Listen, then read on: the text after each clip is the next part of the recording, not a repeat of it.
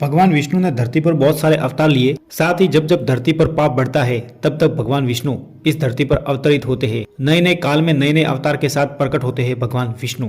वैसे तो भगवान विष्णु के अनेक अवतार हुए, पर उनमें से 10 अवतार ऐसे हुए जो प्रमुख स्थान पाते हैं। तो ज्ञानविद रतन चैनल में आप लोगों का स्वागत है। वीडियो को अंत तक देखें ताकि आपको पूरी जानकारी मिल सके। भगवान विष्णु के 10 अवतार की पौराणिक कथाएं कुछ इस प्रकार है। पहला अवतार हुआ था मत्स्य अवतार। पुराणों के हिसाब से प्रलय से सृष्टि को बचाने के लिए मत्स्य अवतार लिया गया था। इसकी कथा कुछ इस प्रकार से है। सतयुग में एक राजा हुआ जिनका नाम था सत्यव्रत, जो नदी में स्नान कर रहे थे और साथ ही सूर्य देव को जल भी चढ़ा रहे थे। इसी दौरान उनके हथेली में एक छोटी सी मछली आ गई, जिसे राजा सत्यव्रत पुनः नदी में डालने ही वाले थे। तभी वो मछली बोली, आप मुझे नदी में नहीं डाले, नहीं तो बड़ी मछलियां मुझे खा जाएगी राजन। तब राजा सत्यव्रत ने मछली को कमंडल में डाल दिया, पर मछली थोड़े ही समय में कमंडल के जितनी बड़ी हो गई। तब राजा ने अपने सरोवर में उसी मछली को डाल दिया। थोड़ी देर के बाद देखते ही देखते मछली सरोवर के जितनी बड़ी हो गई। तब राजा समझ गए कि ये कोई साधारण मछली नहीं है। तब राजा ने हाथ जोड़कर मछली को अपने वास्तविक रूप में आने की विनती की। राजा की विनती सुनकर चतुर्भुजा धारण किए भगवान विष्णु प्रकट हुए और राजा से कहा कि ये मेरा मत्स्य अवतार है। भगवान ने सत्यव्रत से कहा, सुनो राजन, आज से 7 दिन के पश्चात प्रलय होगी और मेरी इच्छा से तुम्हारे पास एक नाव आएगी। तुम सप्तऋषि, बीजों, औषधियों और अनेक प्राणियों के सूक्ष्म शरीर को लेकर उसमें बैठ जाना। जब तुम्हारी नाव डगमगाने लगेगी तो मैं मत्स्य के रूप में तुम्हारे पास आऊंगा। तब तुम वासुकी नाग के द्वारा नाव को मेरे सींगों से बांध लेना। तब राजा सत्यव्रत के प्रश्न पूछने पर भगवान विष्णु ने राजा को उपदेश दिया, जो मत्स्य पुराण के नाम से प्रसिद्ध है। नंबर 2 पर आता है कूर्म अवतार। पुराणों के हिसाब से कूर्म अवतार यानी कि कछुए का अवतार, जिसे लेकर भगवान विष्णु ने देवताओं की सहायता की थी। भगवान विष्णु के कूर्म अवतार को कश्यप अवतार भी कहते हैं। एक बार की बात है जब महर्षि दुर्वासा ने देवताओं के राजा इंद्र को श्राप देकर शक्तिहीन कर दिया। इंद्र भगवान विष्णु के पास गए तो श्री हरि ने राजा इंद्र को समुद्र मंथन करने को कहा। भगवान विष्णु के कहने के अनुसार दैत्य और देवता समुद्र मंथन के लिए तैयार हो गए।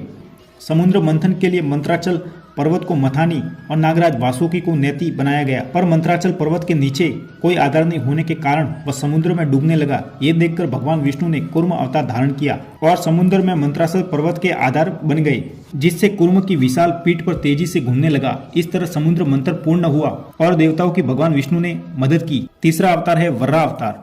सनातन पुराणों के हिसाब से भगवान विष्णु ने एक अवतार वराह के रूप में भी लिया था, जिसकी कथा कुछ इस प्रकार से है। पुरातन समय में जब दैत्य हिरण्याक्ष ने पृथ्वी को ले जाकर समुद्र में कहीं छुपा दिया, तब ब्रह्मा जी के नाक से भगवान विष्णु ने वराह के रूप में प्रकट हुए थे। भगवान विष्णु के इस अवतार पर सभी देवताओं और ऋषि मुनियों ने वराह अवतार की स्तुति की थी। वराह अवतार ने पृथ्वी को ढूंढना शुरू कर दिया था अपने नाक की मदद से और अंत में जाकर पृथ्वी का पता लगा लिया। समुद्र में जाकर अपने दांतों पर पृथ्वी को रखकर बाहर ले आए। ये सब देखकर हिरण्याक्ष दैत्य ने भगवान विष्णु के वराह अवतार को युद्ध के लिए ललकारा। ऐसे में दोनों में घनघोर युद्ध चला। अंत में जाकर वराह अवतार ने हिरण्याक्ष का वध कर दिया और पुनः पृथ्वी को अपने स्थान पर स्थापित कर दिया। नंबर 4 पर आता है भगवान विष्णु का नरसिंह अवतार। भगवान विष्णु ने नरसिंह अवतार लेकर हिरण्याकश्यप नाम के दैत्य का वध किया, जिसकी कथा कुछ इस प्रकार से है। धर्म ग्रंथों के हिसाब से दैत्य राजा हिरण्याकश्यप अपने आप को भगवान मानता था या स्वयं को भगवान से भी ज्यादा ताकतवर और बलशाली मानता था। उसे दैत्य देवता दिन में, रात में, आकाश में, धरती पर और ना ही अस्त्र से और न ही शस्त्र से मरने वाला वरदान प्राप्त था, जिसके कारण उसके राज्य में जो भी भगवान विष्णु की पूजा करता था उसे वह मृत्यु दंड दे देता था। उसके पुत्र का नाम था प्रहलाद, जो कि बचपन से ही भगवान विष्णु का परम भक्त था। यह बात जब हिरण्याकश्यप को पता चली तो वह बहुत क्रोधित हुआ और अपने पुत्र प्रहलाद को समझाने का प्रयास किया, पर जब प्रहलाद नहीं माना तो हिरण्याकश्यप ने अपने ही पुत्र को मृत्यु दंड दे दिया और भगवान विष्णु के चमत्कार से वह बच गया।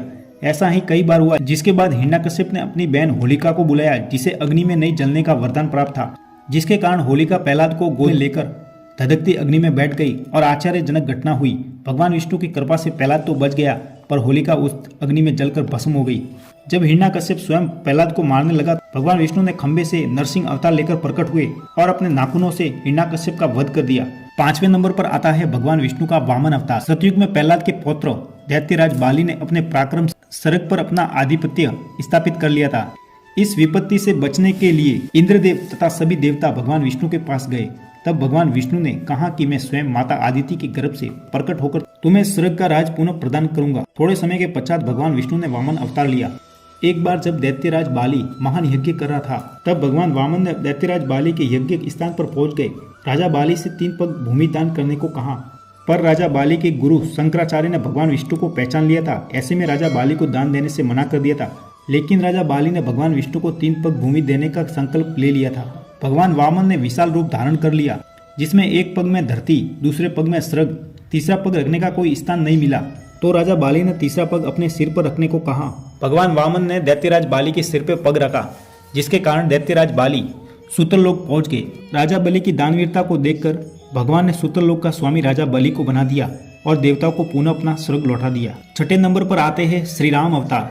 त्रेता युग में राक्षस राज रावण का चारों तरफ बहुत ज्यादा आतंक था, जिससे देवता भी डरते थे।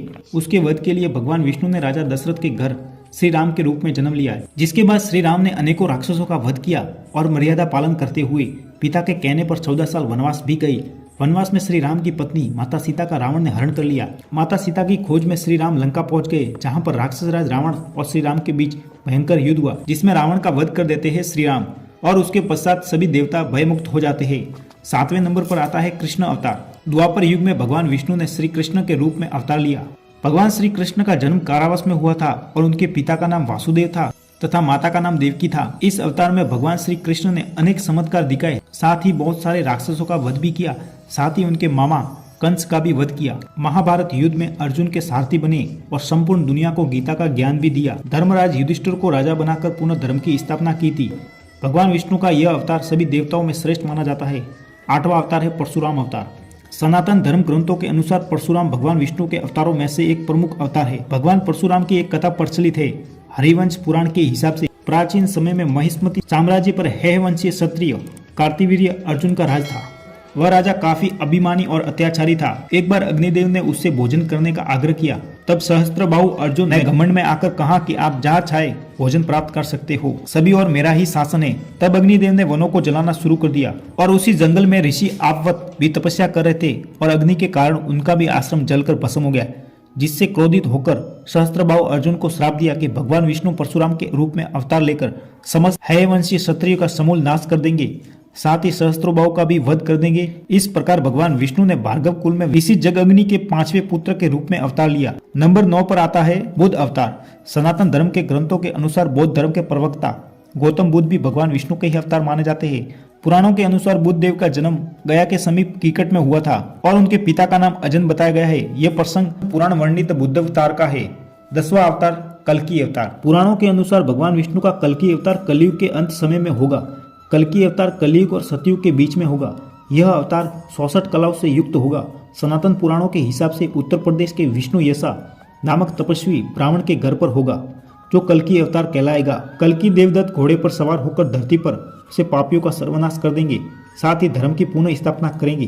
बाद में फिर से सतयुग शुरू हो जाएगा। तो दोस्तों, ये थे भगवान विष्णु के 10 अवतार। अगर आपको हमारा वीडियो अच्छा लगा हो तो लाइक करिए, साथ ही ज़्यादा से ज़्यादा शेयर करें, साथ ही चैनल को सब्सक्राइब जरूर करें।